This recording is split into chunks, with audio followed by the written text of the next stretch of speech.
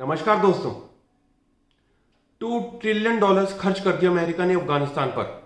20 साल तक American forces Afghanistan में रहती हैं और फिर एकदम से उन्हें अफगानिस्तान छोड़कर वहां से बेइज्जत होकर वापस भागना पड़ता है। उसके बाद तालिबान अफगानिस्तान पर पूरा कब्जा कर लेता है। आखिर ये तालिबान कौन है, इनका इतिहास क्या है, ये जानने के लिए हमें अफगानिस्तान का इतिहास जानना पड़ेगा। तो आज के इस वीडियो में हम जानेंगे कि अफगानिस्तान का इतिहास क्या है और इसके सेकंड पार्ट में हम ये देखेंगे कि अलकायदा का उदय कैसे हुआ था और तालिबान कैसे बना। तो आइए शुरू करते हैं। आपको ये जानकर हैरानी होगी कि अफगानिस्तान को ग्रेवयार्ड ऑफ एम्पायर्स भी कहा जाता है, क्योंकि बहुत से सुपर पावर देश वहां आ तो जाते हैं, लेकिन कुछ समय के बाद उन्हें वहां से बेइज्जत होकर वापस अपने देश जाना पड़ता है। जैसे 19वीं सेंचुरी में ब्रिटिश एम्पायर के साथ हुआ, 20वीं सेंचुरी में सोवियत यूनियन के साथ हुआ। वो वहाँ पर आए और फिर 9 साल के बाद उन्हें वापस अपने देश जाना पड़ा। और अब 21st सेंचुरी में अमेरिकन फोर्सेस को 20 साल के बाद वहाँ से अपने देश वापस जाना पड़ा है। ऐसा नहीं है कि अफगानिस्तान को पहले किसी ने कॉन्कर नहीं किया। मैसिडोनिया के राजा Alexander the great, Genghis Khan, Arabs, Shahjahan और औरंगजेब और राजा रंजीत सिंह, इन सभी ने कभी ना कभी अफगानिस्तान को कॉन्कर किया है। लेकिन आज के अफगानिस्तान को जानने के लिए हमें इतनी पीछे जाने की ज़रूरत नहीं है। हमारी कहानी शुरू होती है 19वीं सेंचुरी से। अफगानिस्तान एक लैंडलॉक्ड कंट्री है। वहाँ पर भारी मात्रा में ओपियम उगाया जाता था।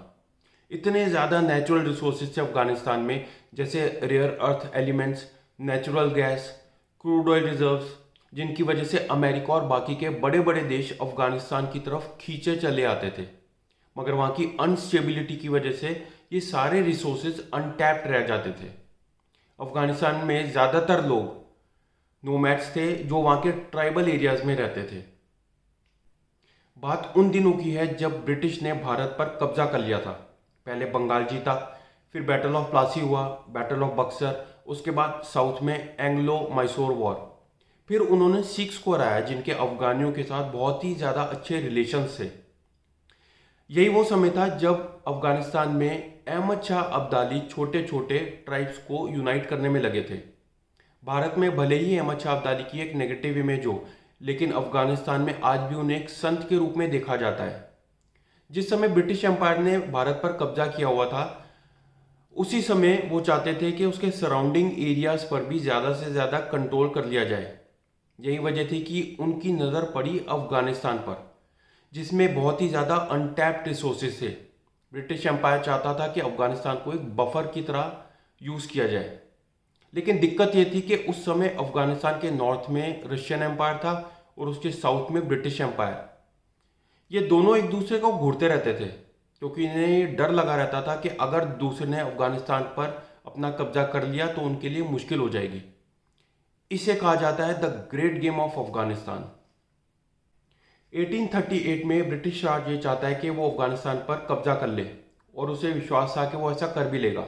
1839 से 1842 तक पहला एंग्लो अफगान वॉर होता है, जिसमें मॉडर्न और एडवांस वेपन्स होने के बावजूद भी ब्रिटिशर्स को हार का सामना करना पड़ता है।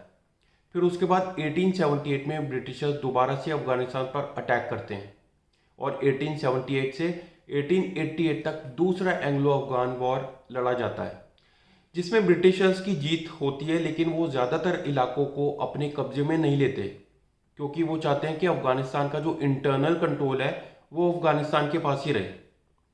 फिर 1919 में अफगानिस्तान फुल इंडिपेंडेंस के लिए लड़ता है। ये होता है थर्ड एंग्लो अफगान वॉर। इसमें अफगानिस्तान जीत जाता है।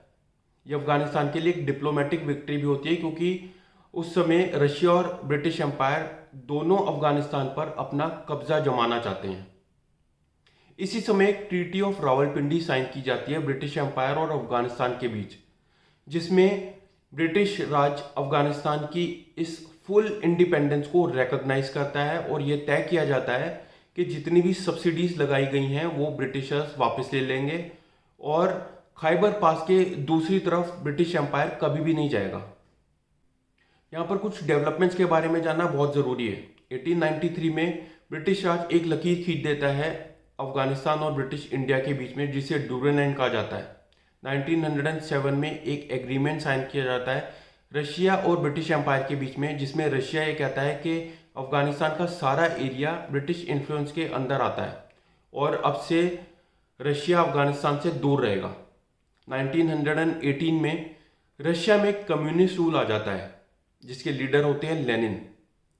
अब रशिया में इस कम्युनिस्ट रूल का क्या सिग्निफिकेंस है ये हमें आगे पता लगेगा। अब यहाँ पर सवाल उठता है कि अफगानिस्तान पर बार बार इन्वेजन्स क्यों होते रहे। जितनी भी सुपर पावर नेशंस हैं ये अफगानिस्तान पर इन्वेजन्स करने के क्या एक्सक्यूज देते हैं। तो इनका ये मानना है कि हम लोग सिविलाइज लोग हैं, हमें पता है कि ज़िंदगी कैसे जी जाती है। अफगानिस्तान में जो लोग रहते हैं वो जाहिल हैं, गवार हैं, उन्हें ज़िंदगी जीना नहीं आता। हम उन्हें सिखा सकते हैं कि गवर्नेंस कैसे की जाती है। मगर असली बात यह है कि जितने भी सुपर पावर नेशन हैं ये अपने पर्सनल इंटरेस्ट और मोटिव्स के लिए और जियोपॉलिटिकल रीजंस के लिए ही अफगानिस्तान पर इन्वेजन्स करते रहे हैं।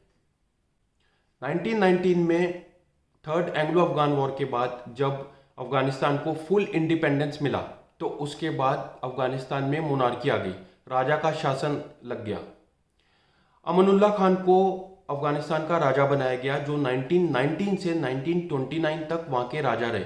उसके बाद 1929 में नादिर शाह को अफगानिस्तान का राजा बनाया गया जो 1933 तक वहाँ के राजा रहे। नादिर शाह वही थे जिन्होंने थर्ड एंग्लो अफगान वॉर में अफगान नेशनल आर्मी को लीड किया था। 1933 में उनके बेटे जाहिर शाह को अफगानिस्तान का राजा बनाया गया और वो 40 साल तक अफगानिस्तान के राजा बने रहे। उन्होंने अपने राज्य में बहुत ज़्यादा मॉडर्नाइजेशन किया, बहुत अच्छे फॉरेन रिलेशंस बनाए और यही वजह थी कि उन्हें अफगानिस्तान में फादर ऑफ द नेशन भी कहा जाता है। जाहिर शाह के मोनार्की रूल के समय उनके कज़न थे जिसका नाम था दाऊद खान। दाऊद खान एक ऑटोक्रेटिक लीडर थे जो प्रोग्रेसिव और सोशल रिफॉर्म्स में बिलीव करते थे। उनकी पॉलिसी प्रो सोवियत थी। 1953 से 1963 तक दाऊद खान अफगानिस्तान के प्राइम मिनिस्टर रहे। 1947 में जिस समय भारत ब्रिटिश राज से आज़ाद हुआ था उस समय ड्यूरेंट लाइन को पाकिस्तान और अफगानिस्तान के बीच में परमानेंट बॉर्डर घोषित कर दिया गया था। इससे अफगानिस्तान के लोग बहुत ज़्यादा नाराज़ थे। वो ये चाहते थे कि पाकिस्तान का ज़्यादातर एरिया अफगानिस्तान में आ जाए। यही नहीं, अफगानिस्तान में ज़्यादातर लोग जो थे उनकी एथनिसिटी पश्तून थी। 38% लोग जो थे अफगानिस्तान में वो पश्तून थे। और पाकिस्तान में भी एक एरिया ऐसा था जिसका नाम था पश्तूनवा डिस्ट्रिक्ट, उसमें भी सभी लोग पश्तून थे। तो अफगानिस्तान ये चाहता था कि पाकिस्तान के सभी पश्तून अफगानिस्तान में आ जाएं और यही वजह थी कि अफगानिस्तान ने पाकिस्तान में एक सेपरेटिस्ट मूवमेंट चलाया। 1962 में अफगानिस्तान ने पश्तूनिस्तान की मांग की और यही वजह थी कि पाकिस्तान और अफगानिस्तान के बीच में वॉर होता है जिसमें अफगानिस्तान को बुरी तरह से हार का सामना करना पड़ता है। 1963 में जाहिर शाह के कहने पे दाऊद खान को अपना रेजिग्नेशन देना पड़ा। 1964 में एक नया कॉन्स्टिट्यूशन बनाया जाता है जिसमें यह कहा जाता है कि कोई भी मेंबर रॉयल फैमिली का इलेक्शन में पार्ट नहीं ले पाएगा। कहा जाता है कि सिर्फ इसीलिए किया जाता है ताकि दाऊद खान दोबारा से प्राइम मिनिस्टर ना बन पाए। 1960s वो दौर था जब दूसरी मिडिल ईस्ट कंट्रीज में भी प्रोटेस्ट चल रहे थे। ईरान के भी हालात बिल्कुल वैसे थे जैसे अफगानिस्तान के थे। अफगानिस्तान में भी लोगों की हालत बहुत ज़्यादा ख़राब थी। उस समय अफगानिस्तान में दो आइडियोलॉजीज चल रही थी, इस्लामिस्ट और कम्युनिस्ट। इस्लामिस्ट कट्टरवाद थे। 1965 में कम्युनिस्ट एक नई पार्टी बनाते हैं जिसका नाम था PDPA, people's democratic party of Afghanistan. नाम में भले ही डेमोक्रेटिक था लेकिन पार्टी पूरी तरह से कम्युनिस्ट थी। हफीजुल्लाह अमीन, बाबरा करमल और नूर मोहम्मद तराकी ये 3 फाउंडर मेंबर थे PDPA के। 1967 में PDPA 2 गुटों में बंट जाता है, परचम और खल्क। परचम का मतलब फ्लैग। परचम को अर्बन मिडिल क्लास लोगों का सपोर्ट मिलता है, वहीं खल्क को गांव में रहने वाले लोगों का सपोर्ट मिलता है। 80 से 90% लोग उस समय अफगानिस्तान के गांव में रहते थे। यही वजह थी कि सोवियत यूनियन भी खल्क को सपोर्ट करता था। परचम और खल्क के नाम से अफगानिस्तान में न्यूज़पेपर भी आते थे। जाहिर शाह और दाऊद खान के बीच में काफ़ी चीज़ों को लेकर मतभेद था, चाहे वो सोवियत पॉलिसी हो या फिर पश्तूनिस्तान हो। इसके अलावा 1971 और 72 में एक फेमिन आया था जिससे वहाँ के लोग काफ़ी नाराज़ थे। 1963 के बाद जितनी भी सरकारें आई उसके कार्यों से भी लोग बहुत ज़्यादा नाखुश थे और यही वजह थी कि दाऊद खान को पीडीपीए और वहाँ की आर्मी का पूरा सपोर्ट था। 1973 में जब जाहिर शाह को अफगानिस्तान छोड़कर लंदन जाना पड़ा किसी काम की वजह से, तो पीछे से दाऊद खान ने वहाँ की आर्मी के साथ चुपके से एक ब्लडलेस कूप करा और वहाँ का तख्ता पलट हो गया। फिर दाऊद खान ने अपने आप को रिपब्लिक ऑफ अफगानिस्तान का प्रेसिडेंट डिक्लेयर कर दिया। जाहिर शाह के पास और कोई ऑप्शन नहीं होता सिवाय इसके कि वो इटली में एग्जाइल पे चले जाएं। वहीं पीछे से दाऊद खान को वहाँ की आर्मी और पीडीपी का पूरा सपोर्ट होता है। सोवियत यूनियन भी दाऊद खान का सपोर्ट करता है, लेकिन एक समय पर आकर दाऊद खान नॉन अलाइनमेंट की पॉलिसी अपना लेते हैं। वो नहीं चाहते कि पश्तून्स को वापस अफगानिस्तान में लाया जाए और यही वजह थी कि पीडीपीए और सोवियत यूनियन दोनों दाऊद खान से नाराज़ हो जाते हैं और उनके खिलाफ हो जाते हैं। उसके बाद दाऊद खान पीडीपीए के लोगों को मरवाना शुरू कर देते हैं, वहाँ के लोगों पर अपनी डिक्टेटरशिप चालू कर देते हैं। पीडीपीए के बहुत से लीडर्स को हाउस अरेस्ट कर लिया जाता है। हफीजुल्लाह अमीन और नूर मोहम्मद ताराकी को हाउस अरेस्ट कर लिया जाता है। 1977 में दाऊद खान अपनी एक अलग से पार्टी बनाते हैं जिसका नाम है मॉडर्न रेवोल्यूशनरी पार्टी। अप्रैल 1978 में एक कम्युनिस्ट लीडर की कुछ अनआइडेंटिफाइड लोगों के द्वारा हत्या कर दी जाती है और ये होता है टर्निंग पॉइंट। इसके बाद वहाँ की आर्मी और पीडीपीए मिलकर एक कूप करते हैं, तख्ता पलट करते हैं। 1973 में दाऊद खान ने जाहिर शाह पर कूप करा था और अब 1978 पर उन पर एक कूप होता है। वहाँ की आर्मी दन दनाते हुए जाती है दाऊद खान के घर और वहाँ पर उन पर और उनके फैमिली मेंबर्स पर क्रॉस फायरिंग होती है जिसमें दाऊद खान मारे जाते हैं। इसे कहा जाता है द सौर रेवोल्यूशन। इसके बाद अफगानिस्तान में पहली बार एक डेमोक्रेटिक रिपब्लिक बनती है, एक नई सरकार, कम्युनिस्ट सरकार बनती है नूर मोहम्मद ताराकी की लीडरशिप के अंदर। जैसा कि हमने पहले देखा कि पीडीपी के दो गुट थे, परचम और खल्क। 1977 में ये दोनों साथ इसीलिए आते हैं ताकि दाऊद खान को हराया जा सके, लेकिन उनकी मृत्यु के बाद ये दोनों फिर से अलग हो जाते हैं और 1978-79 में एक पावर स्ट्रगल शुरू होता है दोनों के बीच। 1970s में अफगानिस्तान की हालत बहुत ज़्यादा ख़राब थी। केवल 14% लोग ही वहाँ पर शहरों में रहते थे और बाकी के 86% लोग यानी 86% लोग गांव में रहते थे या नोमैड्स थे। 95% लोग इलिटरेट थे। सिर्फ 5 से 10% लोगों के पास ही रिसोर्सेज थे, बाकी के 90% लोग अफगानिस्तान के गरीब थे। वहाँ पर ना कोई रोड्स थी, ना कोई इंडस्ट्रीज थी, ना कोई इंफ्रास्ट्रक्चर और टेरेन भी बहुत ज़्यादा डिफिकल्ट था। कोई डेवलपमेंट नहीं थी अफगानिस्तान में सिवाय काबुल के, जहाँ पर थोड़ी बहुत इंडस्ट्रीज थी। यही वजह थी कि भारत जैसे देशों ने अफगानिस्तान में इन्वेस्टमेंट करना शुरू करा। मगर 1978 में पीडीपी की सरकार के आने के बाद वहाँ पे बहुत सारे अच्छे रिफॉर्म्स आते हैं, जैसे land reforms, nationalisation, women empowerment की बातें करी जाती हैं, औरतों को उनके राइट्स देने की बातें करी जाती हैं, मैरिज रिफॉर्म्स आए जाते हैं क्योंकि अभी तक अफगानिस्तान में बिना लड़कियों की इजाज़त के, उनके कंसेंट के वहाँ पर शादी कर दी जाती थी। बहुत से हेल्थ रिफॉर्म्स लाए जाते हैं, एजुकेशन रिफॉर्म्स लाए जाते हैं, स्कूल्स खोले जाते हैं, एग्रीकल्चरल रिफॉर्म्स लाए जाते हैं, सोशल रिफॉर्म्स लाए जाते हैं और वाटर डिस्ट्रीब्यूशन सिस्टम्स बनाए जाते हैं क्योंकि अफगानिस्तान में पानी की भी बहुत ज़्यादा दिक्कत थी। लेकिन इस सब के बावजूद भी अफगानिस्तान के लोगों को ये लगता है कि हमारी सभ्यता हज़ारों साल पुरानी है, इसको तुम लोग कैसे बदल सकते हो। और यही वजह थी कि वहाँ के लोग पीडीपी के खिलाफ खड़े हो जाते हैं, इस्लामिस्ट और ज़्यादा कट्टर हो जाते हैं और जो पावर स्ट्रगल चल रहा था खल्क और परचम के बीच, उसकी वजह से कम्युनिस्ट तो पहले ही कमज़ोर हो रहे थे।